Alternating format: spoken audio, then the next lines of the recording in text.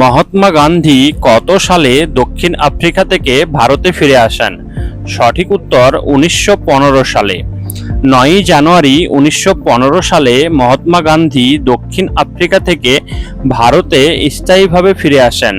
এই দিনটিকে স্মরণীয় করে রাখতে ভারতে প্রতি বছর প্রবাসী ভারতীয় দিবস পালন করা হয়। বায়ুমণ্ডলের কোন স্তরে ওজোন গ্যাস দেখা যায়?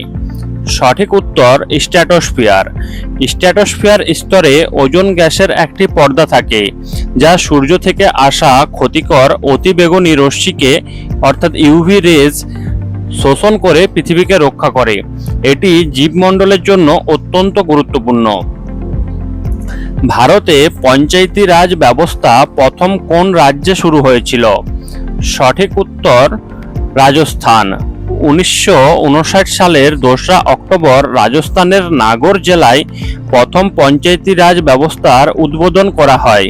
এটি ভারতের বিকেন্দ্রীভূত শাসন ব্যবস্থার একটি বড় পদক্ষেপ ছিল।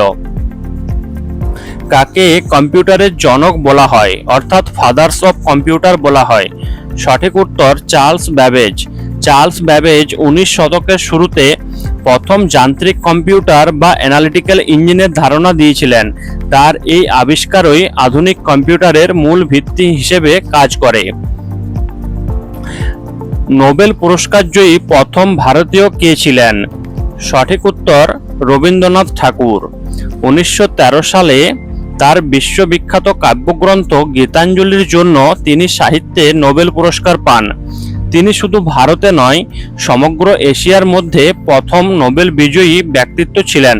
ধন্যবাদ। ভিডিওটি ভালো লাগলে সাবস্ক্রাইব ও লাইক করতে ভুলবে না।